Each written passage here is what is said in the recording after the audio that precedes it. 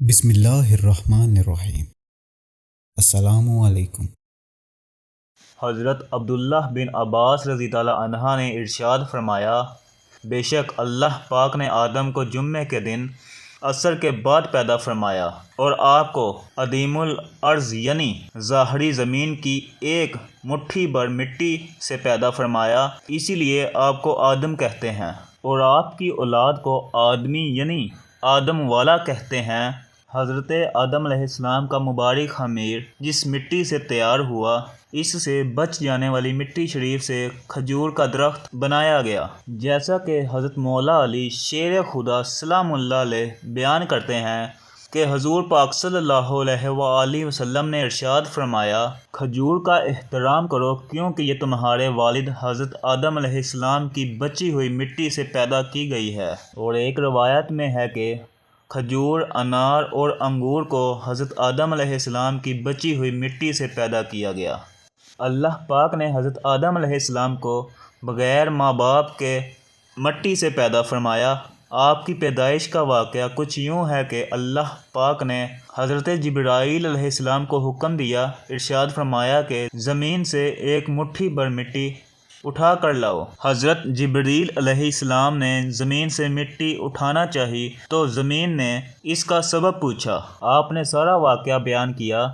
اس پر زمین کہنے لگی، میں خدا کی پناہ چاہتی ہوں اس بات سے کہ مجھ سے کچھ کم کیا جائے یا میری کوئی چیز خراب کی جائے۔ حضرت جبرائیل علیہ السلام مٹی لیے بغیر واپس لوٹ آئے اور عرض کی، اے میرے رب، زمین نے تیری پناہ مانگی تو میں تیرے نام پاک اور تیری عزت کا ادب کرتے ہوئے واپس آ گیا اور اسے پناہ دے دی۔ پھر اللہ پاک نے حضرت میکائیل علیہ السلام کو بھیجا تو انہوں نے بھی اسے پناہ دے دی اور بارگاہ الہی میں وہی عرض کی کہ جو حضرت جبرائیل علیہ السلام نے کی تھی۔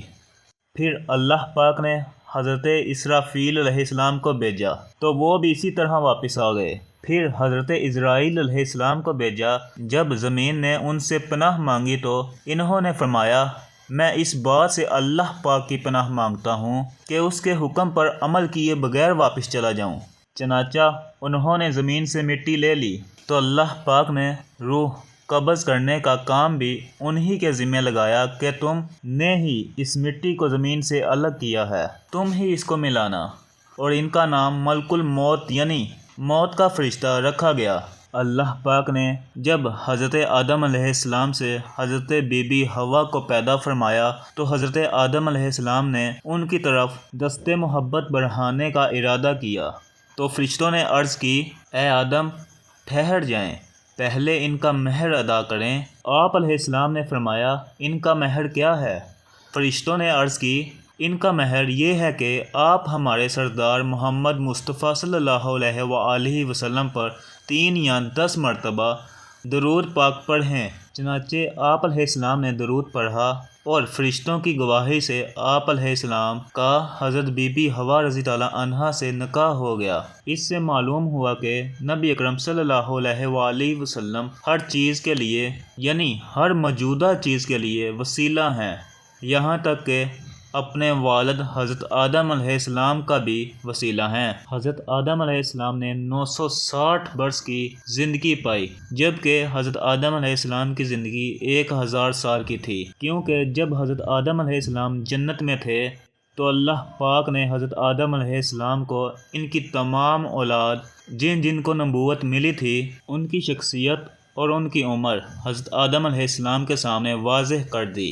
آپ نے جب حضرت داؤد علیہ السلام کی عمر کو 60 سال تک دیکھا تو اللہ سے کہنے لگے، اے اللہ، میری عمر کے 40 سال میرے پوتے داؤد کو دے دے۔ تو یوں آپ کی دعا قبول ہو گئی۔ اللہ نے آدم علیہ السلام کو 2 فرزند عطا کیے، حابیل اور قابیل، لیکن شیطان کے وسوسے، حسد اور نفرت نے جب قابیل کے ہاتھوں سے حابیل کو قتل کروا دیا تو حضرت آدم علیہ السلام اندر سے ٹوٹ گئے اور بار بار اللہ کے دربار میں دعا مانگنے لگے۔ تو ایک دن اللہ تعالیٰ نے جبریل امین کو آدم علیہ السلام کے پاس بھیجا اور فرمایا، اے آدم، اللہ تمہیں ایسا بیٹا دینے والا ہے جس کے نسب سے انبیاء اور اولیاء زمین تک پہنچیں گے، اس کا نام شیش رکھا۔ شیش کا مطلب اللہ کا عطا کیا گیا تحفہ، اور یوں اللہ نے آدم کی نسل کو زمین پر پھیلا دیا۔ جب آدم علیہ السلام کا آخری وقت آیا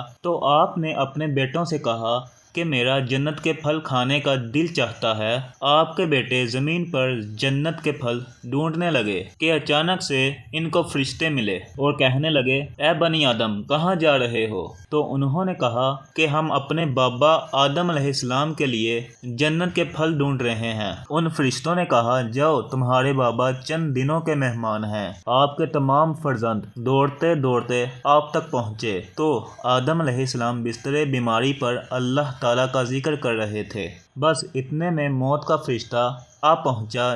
جیسے ہی بی بی حوا نے موت کے فرشتے کو دیکھا تو حضرت آدم علیہ السلام سے لپٹ گئیں کہ میں اپنے شوہر کو اپنے سے جدا نہیں کروں گی۔ اللہ کے بنی آدم علیہ السلام نے فرمایا، اے حوا، مجھ سے دور ہٹ جا، ایک مرتبہ پہلے بھی تیری وجہ سے جنت سے نکالا گیا ہوں، آج اللہ اور اس کے فرشتوں کے درمیان تو حائل نہ بن۔ پھر آپ ان فرشتوں سے مخاطب ہو کر کہنے لگے، اے فرشتہ موت، کیا بھول تو نہیں ہو گئی؟ میں نے تو اللہ سے سنا تھا کہ میری عمر 1000 سال کی ہے، اور ابھی تو مجھے 960 سال ہوئے ہیں۔ تو ملک الموت نے کہا، اے اللہ کے بنی آدم، آپ نے خود ہی فرمایا تھا کہ آپ کی عمر کے 40 سال آپ کے پوتے حضرت داؤد علیہ السلام کو دے دیے جائیں۔ بس آدم علیہ السلام کی روح قبض کی گئی، آپ کو غسل فرشتوں نے دیا اور جنت کی خوشبو آپ کے جسم مبارک کو لگائی گئی۔ پھر آپ کی نماز جنازہ فرشتوں نے حضرت جبریل علیہ السلام کے پیچھے ادا کی اور زمین کھود کر آپ کی تدفین کی گئی، اور تمام انسانوں کے نزدیک اللہ کا حکم نافذ کیا کہ جب بھی کسی کا انتقال ہو تو اس کے جسم کو ایسے ہی تدفین کرنا۔ آج بھی ان فرشتوں کی سنت پہ اہل ایمان عمل کر کے اپنے بزرگوں کی تدفین کرتے ہیں۔ آپ کی قبر مبارک کی جگہ کو لے کر کچھ اختلافات ہیں۔ کچھ مورخین کے نزدیک آپ کی جائے تدفین سری لنکا، تو کچھ کے نزدیک جبل آبی کابیس، اور کچھ کے نزدیک عراق، اور کچھ کے نزدیک مسجد خریف کے صحن یا اندر۔ بعض روایتوں میں یہ بھی ہے کہ جب حضرت آدم علیہ السلام کی روح قبض کرنے کے لیے فرشتہ موت آ پہنچا تو آپ کے بیٹے، جس کو آپ نے اپنا جانشین بنایا تھا، حضرت شیس علیہ السلام سے کہنے لگے، اے میرے جانشین، میں نے اللہ سے سنا تھا کہ عنقریب اس زمین پر ایک بہت بڑا طوفان آئے گا۔ اگر تم اس وقت تک موجود رہو تو میرے جسم کو اس کشتی نوح میں سوار کرنا جو نجات کا وسیلہ ہے، اور اگر تم اس وقت تک نہ پہنچو تو اپنی اولاد کو نصیحت کرنا کہ میرے جسم کو کشتی نوح میں سوار کرے۔ تاریخ نے لکھا، جب طوفان نوح آیا تو حضرت نوح علیہ السلام نے اپنی کشتی میں حضرت آدم علیہ السلام اور بی بی حوا کے جسم مبارک کو سوار کیا اور بیت المقدس یا عراق میں اس جگہ تدفین کیا جہاں انہوں نے اپنی قبر بنائی۔ اللہ پاک سے دعا ہے کہ وہ ہمیں نیک اعمال کرنے کی توفیق عطا فرمائے۔